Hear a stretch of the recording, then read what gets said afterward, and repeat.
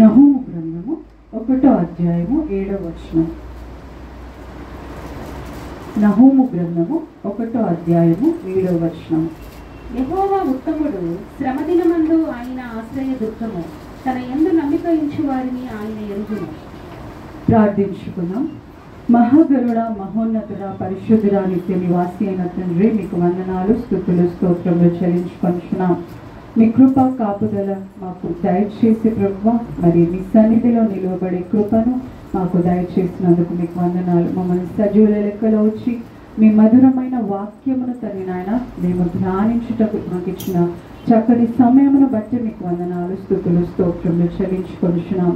మీ వాక్యము వినుచుండగా వినగల చెవులు, గ్రహించే హృదయము మాకు దయచేయమని, అది మా జీవితంలో ఫలించినట్లు మీ కృపను అనుగ్రహించమని మా ప్రభువును ప్రేరక్షకుడైన యేసుక్రీస్తు అతి పరిశుద్ధమైన నామంలో అడిగి వేడుకొనుచున్నాము తండ్రి, ఆమేన్.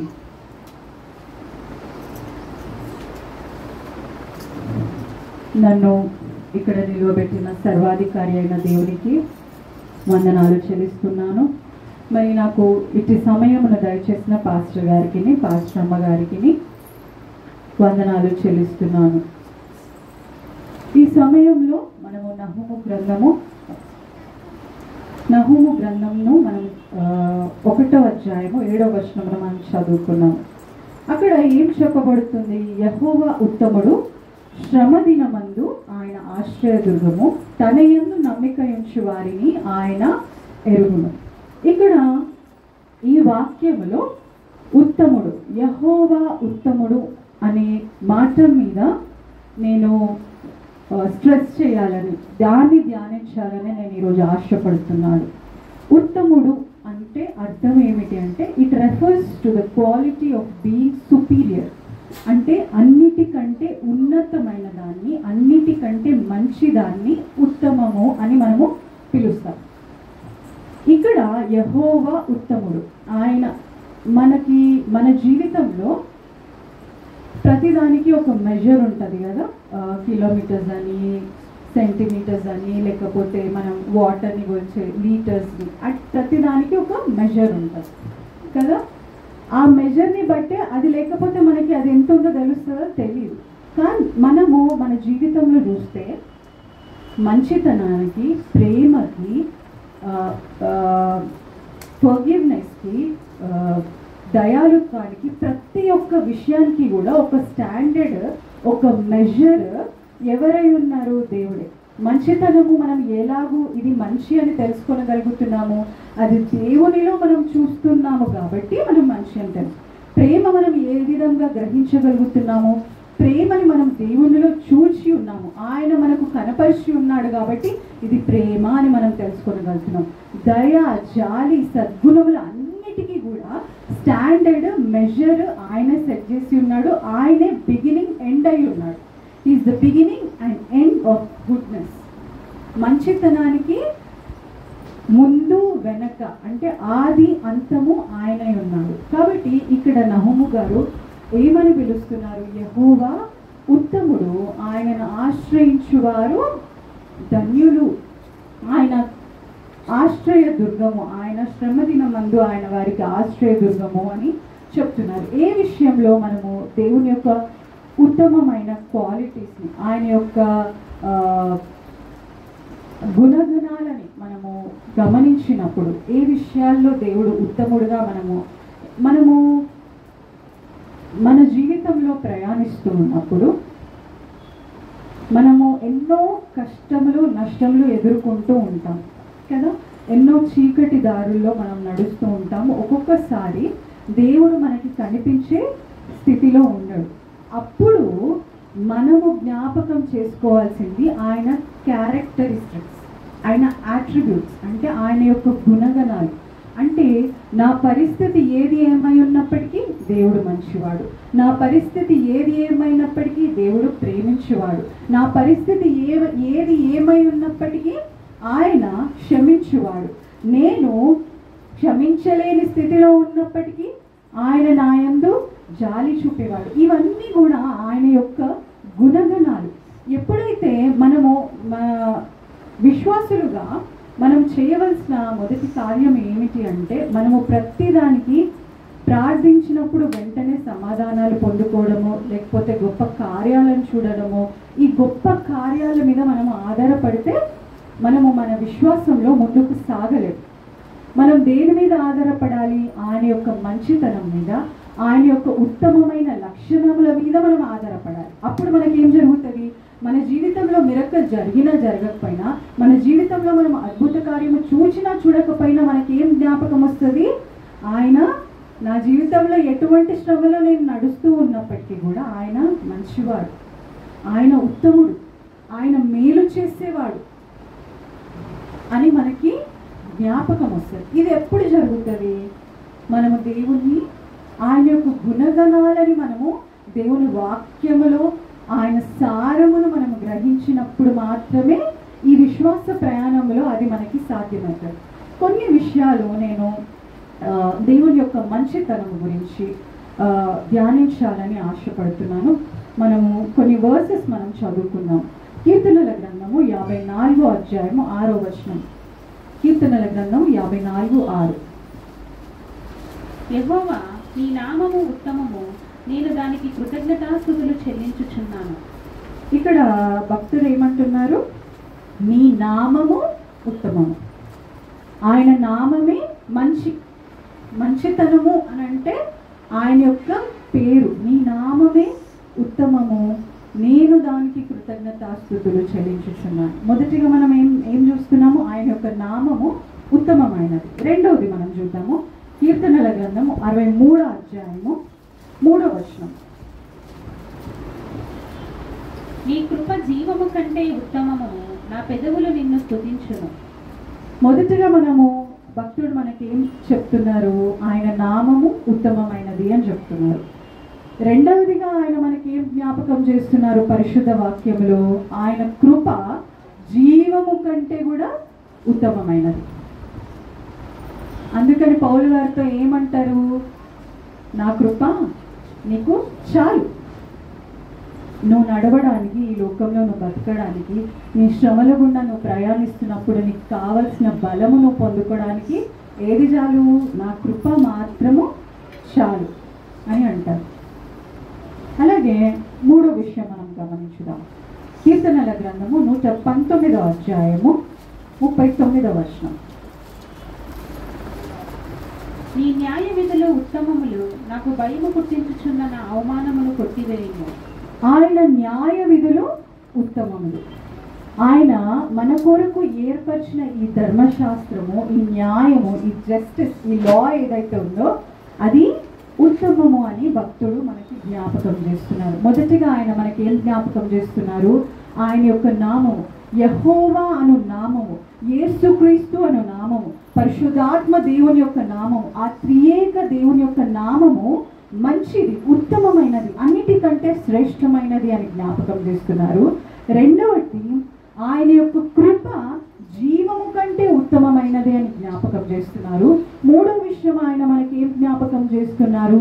ఆయన ఏర్పరిచిన న్యాయ విధులు, మనము ఏ మార్గంలో నడవవలసి ఉన్నదో, ఏవైతే మన కొరకు ఆయన ఏర్పరిచి ఉన్నారో ఆ ఏర్పరిచిన న్యాయ విధులు మంచివి, శ్రేష్టమైనవి, ఉత్తమమైనవి అని మనకి భక్తుడు ఇక్కడ మనకి జ్ఞాపకం చేస్తూ ఉన్నారు.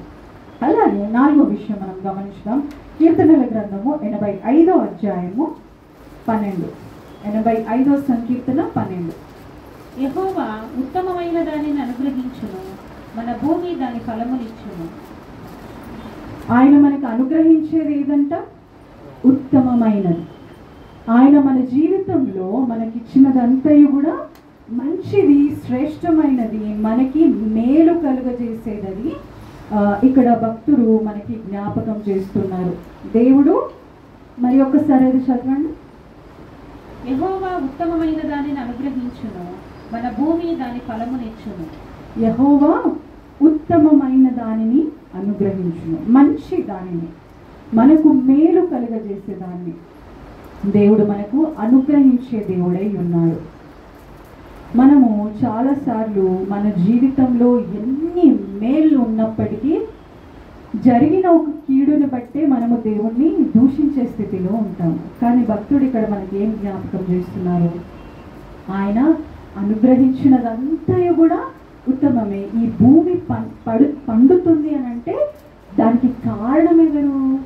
ఆయన కురిపించే వర్షము, ఆయన మన మీద కుమ్మరిస్తున్న జాలి దయను బట్టి మనము పోషింపబడుతున్నాం. అది ఆత్మీయంగా శారీరకంగా కూడా మనము దేవుని యొక్క కృప చేత, ఆయన యొక్క మంచితనము చేత మనము పోషింపబడుతున్న వారమై ఉన్నాం. ఇంకొక విషయం మనం గమనించుదాము. కీర్తనల గ్రంథము 25వ అధ్యాయము 8వ వచనం. 25వ సంకీర్తన 8. యెహోవా ఉత్తముడును యథార్థవంతుడనై ఉన్నాడు, కావున తన మార్గముల గురించి ఆయన పాపులకు ఉపదేశించును. ఇక్కడ మనకి భక్తుడు ఏం జ్ఞాపకం చేస్తున్నారు? ఆయన ఉత్తముడు, ఇంకా ఏమై ఉన్నారైనా యథార్థవంతుడై ఉన్నాడు. Integrity. He's the God of integrity. Has the quality of integrity. Integrity అంటే ఏంటి? ఏది మన ఉన్నది ఉన్నట్టుగా ఉండడం. మనుషుల ముందు ఒకలాగా, మనుషుల వెనక ఒకలాగా, ఒకరి ముందు ఒకలాగా, ఒకరి వెనక ఒకలాగా, ఇది కాదు. ఇంటెగ్రిటీ అంటే ఒకవేళ అర్ధరాత్రి వచ్చి నీ ఇంట్లో లేదంటే నీ ఫోన్ లేకపోతే ఇంకేదైనా చెక్ చేసినా కూడా ఎక్కడ కూడా ఏ పాపము లేకపోతే ఏ దోషము కనబడిన స్థితి ఏదైతే ఉందో దానిని యథార్థత అంటాం. సో ఇక్కడ దేవుడు భక్తుడు మనకేం జ్ఞాపకం చేస్తున్నారు? ఆయన యథార్థవంతుడైన దేవుడు. ఆయనలో ఏ కలంకము ఆయన కనిపించదు, మనకి మచ్చ కూడా మనకి కనిపించదు. అటువంటి శ్రేష్టమైన దేవుణ్ణి మనం కలిగి ఉన్నాము. మొదటిగా ఆయన మనకి ఏం జ్ఞాపకం చేస్తున్నారు? ఆయన యొక్క నామము ఉత్తమమైనది. ఇంకొకటి, ఆయన కృప జీవము కంటే ఉత్తమమైనది. ఆయన యొక్క న్యాయ విధులు ఉత్తమమైనది. ఆయన మనకు అనుగ్రహించే ప్రతిదీ కూడా ఉత్తమమైనది. ఇంకొకటి, ఆయన ఉత్తమమైన వాడు, యథార్థవంతుడైన వాడు. ఆయన ఏం చేస్తున్నాడు? పాపులకు ఆయన మార్గములను బోధించే దేవుడై ఉన్నాడు. మనకు బోధిస్తున్నాడా? మనం పాపులమే కదా. ఎన్నిక లేని మనలను ఆయన ఎన్నుకొని ఏం చేసి ఉన్నాడు? ఒక సంఘముగా, ఒక కుటుంబముగా, ఎన్నిక చేయబడిన వారుగా, శ్రేష్టమైన సంతానముగా, పాపము నుండి విడిపింపబడిన వారుగా, కడగబడిన వారుగా, ఏర్పరచుకున్న రాజుల సమూహముగా ఆయన మనల్ని ఏర్పరిచి ఒక ప్రత్యేకంగా మనల్ని ఉంచి ఉన్నాడు. కాబట్టి ఇవన్నీ కూడా ఆయన యొక్క ఉత్తమమైన మంచి లక్షణాలు. ఇలా మనము దేవుని గ్రంథంలో మనం జ్ఞాపకం చేసుకుంటూ వెళితే లెక్కలేనన్ని లక్షణాలు దేవుని యొక్క మంచితనమును గురించి మనము చదవవచ్చు. అలా అందుకని ఏమంటారు, దావీదు గారు ఏమంటారంటే 34వ కీర్తన 8వ వచనంలో ఆయన ఒక చక్కని మాట అంటారు. యెహోవా ఉత్తముడని రుచి చూసి తెలుసుకొనుడి, ఆయనను ఆశ్రయించు నరుడు ధన్యుడు. ఆయన ఏమంటున్నారు? యెహోవా ఉత్తముడని రుచి చూచి మీరు తెలుసుకోవాలి. ఆయన తెలుసుకున్నాడు, రుచి చూచి ఆయన దేవుడు ఉత్తముడని, ఆయన మంచివాడని, ఆయన దయాళుడని, ఆయన క్షమించువాడని, ఆయన కృప బాహుళ్యములు గలవాడని, ఆయన ఎల్లప్పుడూ శాశ్వతమైన కృపగల దేవుడని ఆయన గ్రహించి ఉన్నారు. మనకేం చెప్తున్నారు? యెహోవా ఉత్తముడని రుచి చూచి మీరు తెలుసుకొనండి. ఇప్పుడు మనము ఇన్ని విషయాలు దేవుని గురించి మనము, ఆయన న్యాయ విధులు ఉత్తమమైనవి, ఆయన నామము ఉత్తమమైనది, ఇవన్నీ మనము చదువుకున్నాం.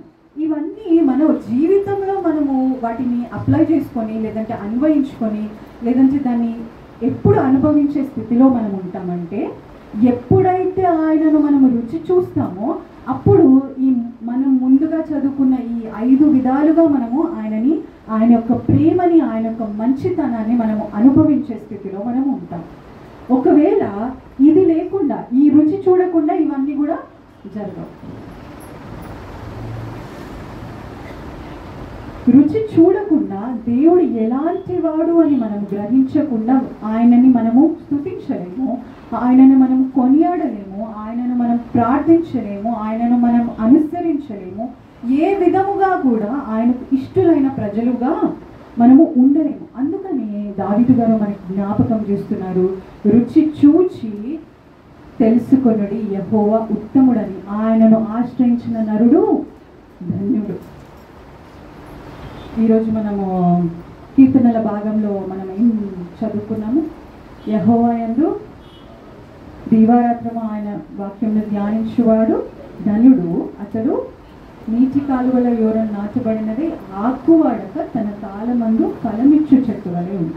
అంటే నీవు శ్రమలలో ఉన్నా ఫలిస్తావు, నీవు కష్టంలో, నష్టంలో, సుఖములో, దుఃఖములో ప్రతి సమయంలో ఫలించే ఒక చక్కని మొక్క వలె దేవుడు నిన్ను నాటే స్థితిలో ఉంటారు. ఇదంతా ఎప్పుడు జరుగుతుంది? ఎప్పుడైతే మనం ఆయనని, ఆయన యొక్క ప్రేమని, ఆయన యొక్క సమృద్ధిని మనం రుచి చూస్తామో అప్పుడు మాత్రమే ఇది జరుగుతుంది. మనము రుచి చూడకుండా కూడా, మనము ఆయనను ఆస్వాదించకుండా, ఆయన యొక్క ప్రేమను ఆస్వాదించకుండా, ఆయనను మనము అనుభవించకుండా మనము వీటన్నిటినీ గ్రహించలేము. ఇంట్లో అమ్మ మనకి బిర్యానీ చేసి పెడితే వాసన చూస్తే సరిపోద్దా? కడుపు నింటుందా? మనం దాన్ని ఎంత ఆతృతగా మనం దానికోసం వెయిట్ చేస్తాం కదా. అమ్మ చేతి వంట అని చెప్పి మనం ఎంత ఆతృతగా వెయిట్ చేసి దానికోసం ఎంత హ్యాపీగా మనము ఆస్వాదించుకుంటూ మమ్మీని కాంప్లిమెంట్ చేస్తూ, అమ్మ నువ్వు ఎంత బాగా చేసినావు అమ్మ, నీలాగా ఎవ్వరు చేయరమ్మా అని కాంప్లిమెంట్ చేస్తూ మనం దాన్ని ఆస్వాదిస్తాం. ఒక చిన్న దేవుడు మనకు అనుగ్రహించిన అన్నముకి, బియ్యము గింజలకే మనం అంత విలువిస్తున్నప్పుడు, మనల్ని సృష్టించిన సృష్టికర్తకి, ఆయన యొక్క గుణగణాలకి మనం ఎంత విలువ ఇవ్వవలసిన వారమై ఉన్నాము మనము గ్రహించాలి. అందుకనే దావీదు ఆయన జ్ఞాపకం చేసుకుంటున్నాడు, మనకి కూడా ఆయన జ్ఞాపకం చేస్తున్నాడు. ఒక వ్యక్తికి బైబిల్లో దేవుడు ఏమంటారు? నా మంచితనం అంతయో నీ ఎదుట నేను కనపరచదను అంటారు. ఎవరితో అన్నారు ఆ మాట? నా మంచితనం అంతయో నీ ఎదుట నేను కనపరచదను అని ఒక వ్యక్తితో దేవుడు అన్నారు. ఎవరితో అన్నారు? ప్రవక్త అయిన మోషే గారితో ఆయన అన్నారు, నా మంచితనం అంతా కూడా నీకు నేను చూపిస్తాను అని అన్నారు. చూపించారా మోషే గారికి? ఆయన అన్ని లక్షల జనాంగాన్ని ఆయన నడిపించగలిగి ఉన్నారంటే దేవుని మంచితనము, దేవుని యొక్క తోడు లేకుండా ఆయన ఆ కార్యమును, అంత భయంకరమైన కార్యము, అంత భీకరమైన కార్యమును ఆయన జరిగించే స్థితిలో మోషే గారిలో అంత శక్తి ఉన్నా, ఆ శక్తి ఆయన ఎవరి నుండి పొందుకున్నారు? దేవుని నుండి పొందుకున్నారు. ఎందుకు? ఆయన కూడా తెలుసుకున్నారు యెహోవా ఉత్తముడని. ఆయన జీవితంలో రుచి చూచి, యెహోవాను ఆస్వాదించి, ఆయన యొక్క ప్రేమను గ్రహించి, ఆయనతో నడిచి, ఆయన యొక్క నమ్మకమైన న్యాయ విధులను పలకల మీద ఆయనతో సమయము గడిపి రాసుకొని దేవునితో ఎంతో సన్నిహితంగా నడిచిన గొప్ప ప్రవక్త మోషే గారు.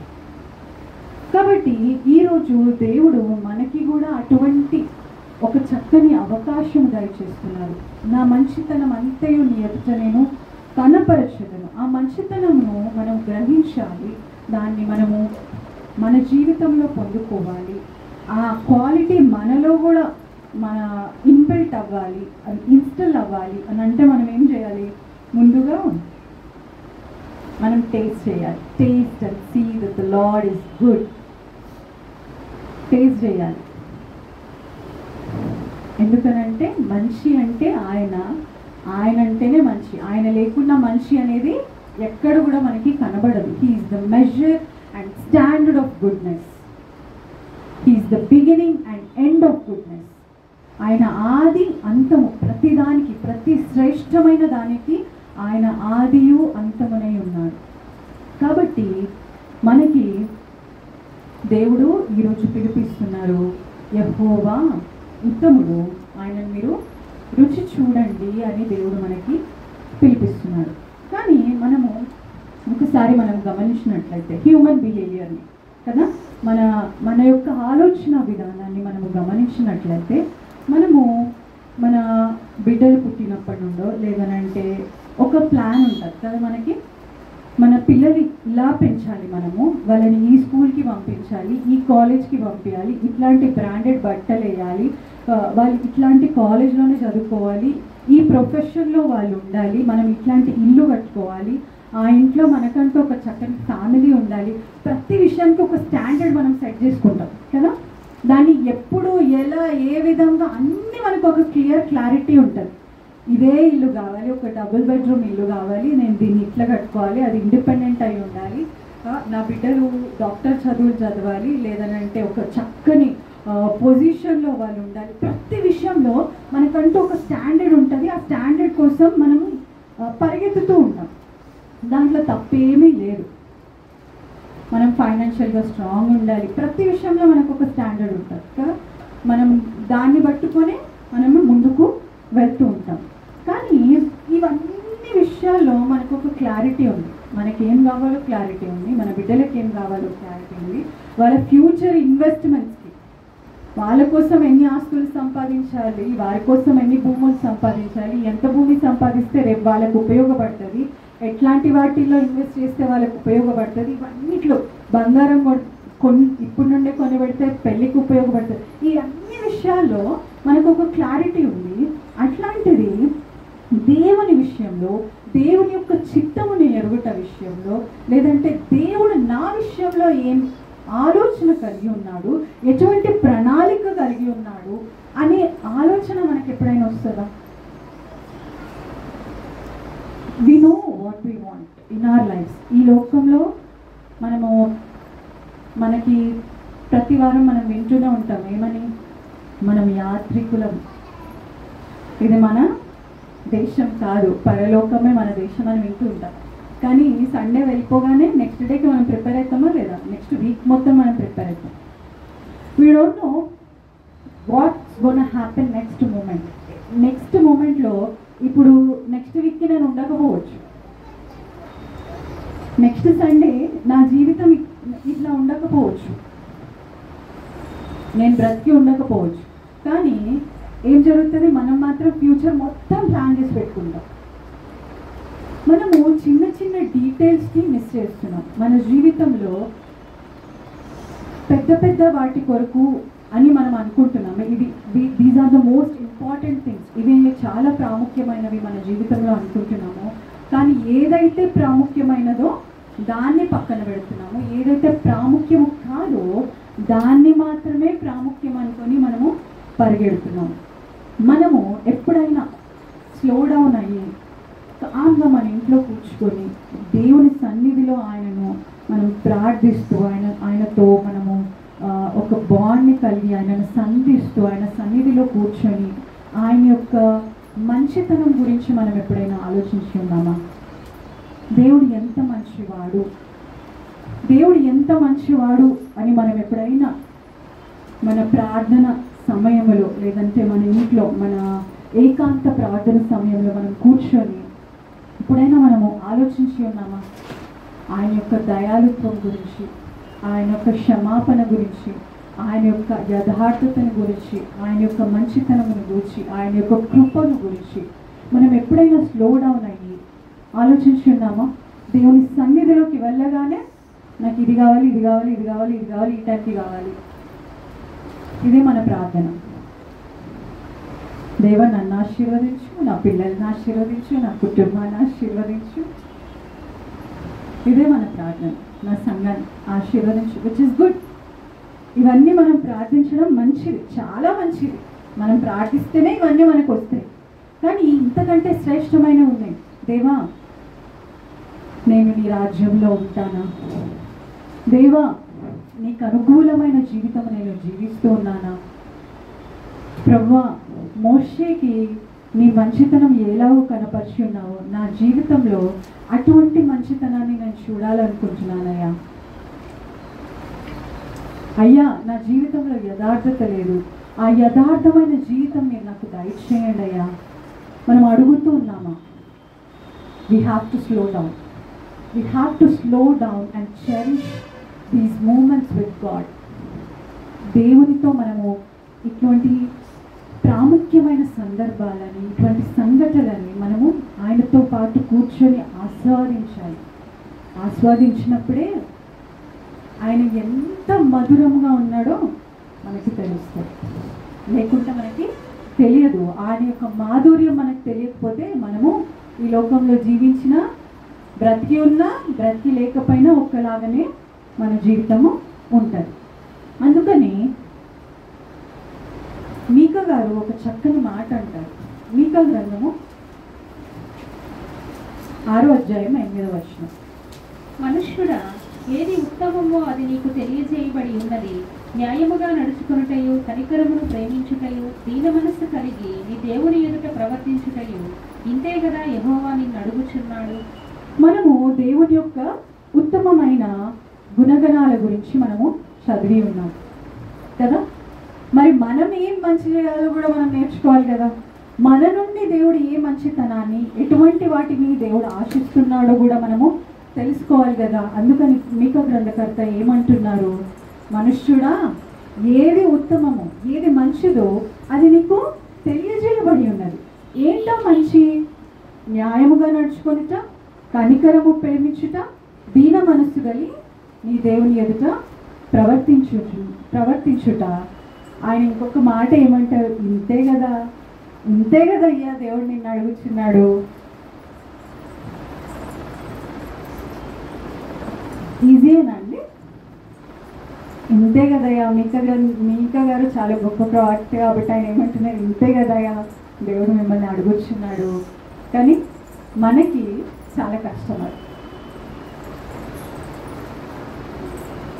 న్యాయముగా నడుచుకొనుట, కనికరమును ప్రేమించుట, దీన మనస్సు కలిగి మన దేవుని ఎదుట ప్రవర్తించుట. ఇంతే కదా, ఇంతే కదా. చాలా ఆయనకి సులువు. ఎందుకు? ఆయన దేవుడితో నడుస్తున్నాడు కాబట్టి ఆయనకి సులువుగా ఉంది.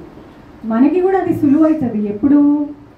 మనము ఆయనని రుచి చూచినప్పుడు, ఆయనతో పాటు నడిచినప్పుడు మనం కూడా వేరే వాళ్ళకి, వేరే విశ్వాసులకి, కొత్తగా మన సంఘంలో జాయిన్ అయిన వారికి మనం కూడా ఇంతే సులువుగా చెప్పగలం. ఇంతే కదయ్యా దేవుడు నిన్ను అడుగుచున్నాడు అని మీకా గారు ఎంత సులువుగా అయితే మాట్లాడుతున్నారో అంతే సులువుగా మనం కూడా మాట్లాడే స్థితిలో ఉంటాము. ఎప్పుడు?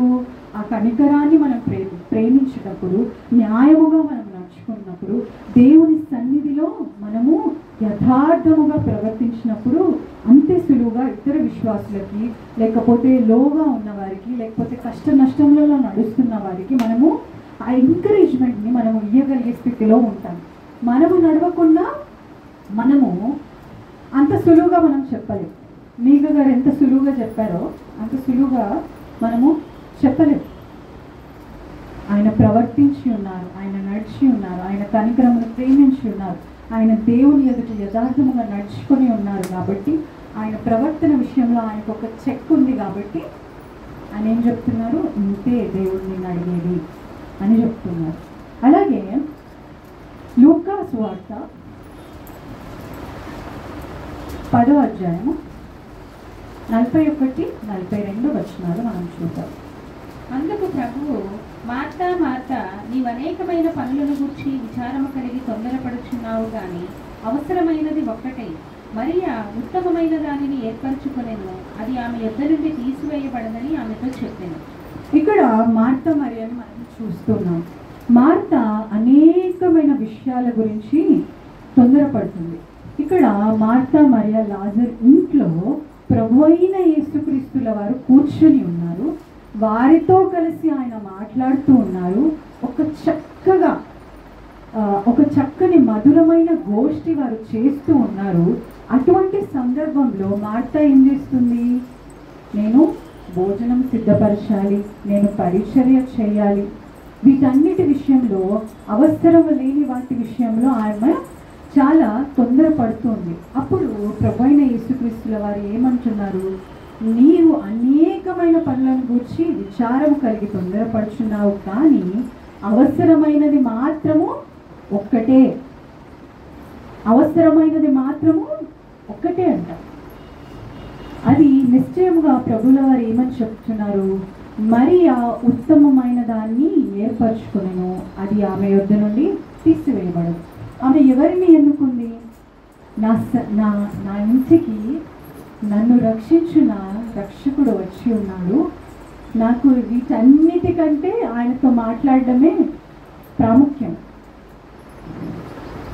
ఒకసారి ఆలోచించండి, ఆ సంఘటనను మీరు జ్ఞాపకం చేసుకోండి. ప్రభువైన యేసుక్రీస్తుల వారు మన కొరకు, మన పాపముల కొరకు పుట్టిన మెస్సయ్య, మన పాపముల కొరకు సిలువ వేయబడబోతున్న మెస్సయ్య మన ఇంటికి వచ్చి ఆయన వాక్యమును బోధిస్తుండగా మార్త ఇక్కడ ఏం చేస్తుంది? అనేకమైన ఇతరుల విషయాల గురించి తొందరపడుతుంది. మరియా ఏం చేసింది? నాకు ఇట్లాంటి ఛాన్స్ మళ్ళా దొరకదు. I will not get another chance like this. So let me grab it. ఇటువంటి చక్కని అవకాశాన్ని నేను నా చేతిలో నేను చిక్కించుకుంటా, దాన్ని నేను ఆస్వాదిస్తా. నా ప్రభువు నాతో ఏదైతే మాట్లాడుతున్నాడో వాటన్నిటిని నా చెవులారా, నా హృదయము నిండా నేను నింపుకుంటా అని చెప్పి ఆమె ఏం చేయకుండా అక్కడ నించొని లేదంటే కూర్చొని అక్కడ దేవుని యొక్క మాధుర్యమైన మాటలను ఆమె వింటూ ఉన్నది. ఆమె ఎదుట ఎవరున్నారు? మార్గము, జీవము, సత్యము, మెస్సయ్య ఆమె ముందు కూర్చొని ఉన్నాడు. ఆయన యొక్క మధురమైన మాటలను ఆమె వింటూ ఉన్నది. మన జీవితంలో కూడా మనము మార్తలాగానే అనేకమైన పనుల విషయము తొందరపడుచు ఉంటాం. క్రీస్తు మన జీవితంలో సెంటర్లో ఉన్నప్పటికీ మనం దాని చుట్టూ తిరుగుతూ ఉంటాం, కానీ ఆ సెంటర్కి మాత్రం మనం రాము.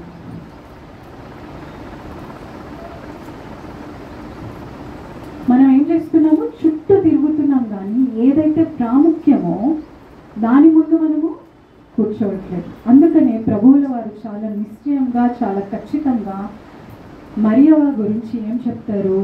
మరియా ఉత్తమమైన దాన్ని, శ్రేష్టమైన దాన్ని, మంచిదాన్ని ఆమె ఎన్నుకుంది. అది ఆమె యొద్ద నుండి తీసివేయబడదు. మనం కూడా ఉత్తమమైన దాన్ని, మనకి తెలుసు ఎవరు ఉత్తమము? దేవుడు, దేవుని యొక్క సన్నిధి, ఆయన యొక్క కీర్తనలు, ఆయన యొక్క వాక్యము, ప్రార్థన, ఆయన యొక్క సంఘము, ఆయన యొక్క మందిరము, ఆ సంఘ కూడికలు, ఇవన్నీ ఉత్తమమైనవి, శ్రేష్టమైనవి. వీటి దగ్గరికి నేను వెళ్తే నేను లాభము పొందుతాను, అవి నా ఆత్మీయ జీవితానికి అవి ప్రయోజనకరమై ఉన్నవి, ఇవన్నీ మనకు తెలుసు. కానీ మనం ఏం చేస్తున్నాము? మార్తలాగా ఏదో చెయ్యాలి, ఇంకా నేను ఏదో చెయ్యాలి అని తొందరపడుతున్నాము, కానీ ఏదైతే ఇంపార్టెంటో దాన్ని మనం వదిలేస్తున్నాం. So god is reminding us today. దేవుడు మనకి ఒక రిమైండర్ ఇస్తున్నారు, ఒకటి జ్ఞాపకం చేస్తున్నారు. ఉత్తమమైనది ఏంటో మీకు తెలుపబడి ఉన్నది, ఉత్తమమైన వారు ఎవరో కూడా మీకు చూపబడి ఉన్నది. ఉత్తమమైన దాన్ని మీరు ఎన్నుకొనండి, ఉత్తమమైన నీ దేవుణ్ణి మీరు రుచి చూచి తెలుసుకొనండి.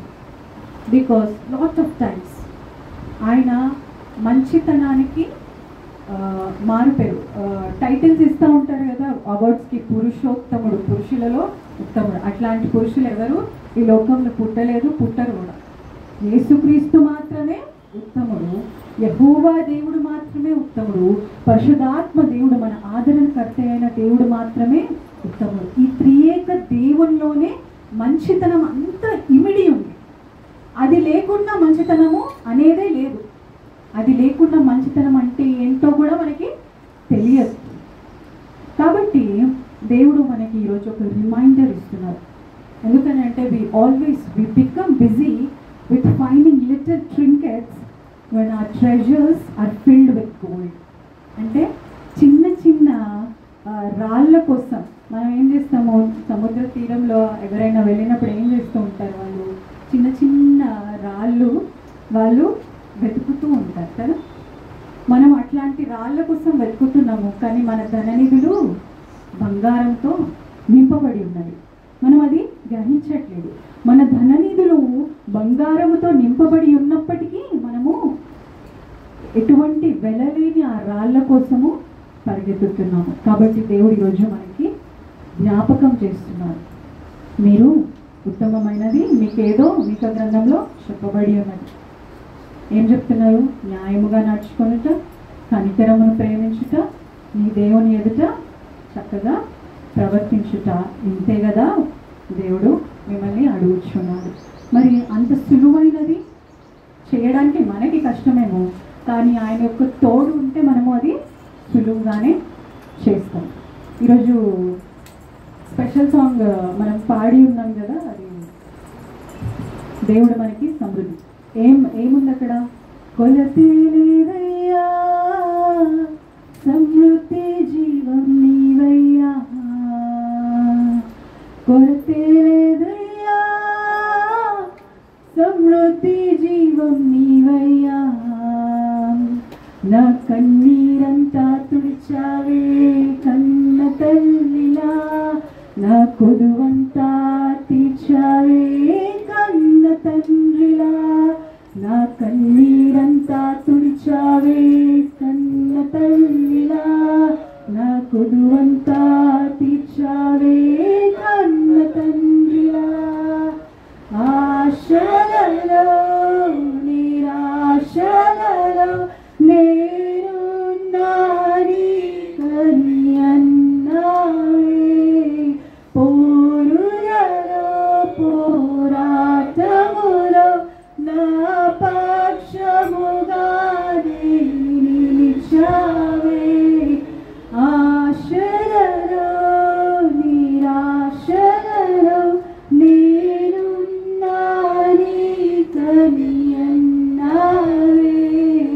పోరులలో పోరాటములో నా పక్షముగా నిలిచావే, దీవించావే సమృద్ధిగా నీ సాక్షిగా ఇలా సాగమని, ప్రేమించావే నన్ను ప్రాణంగా నీ సాక్షిగా ఇలా బ్రతకమని.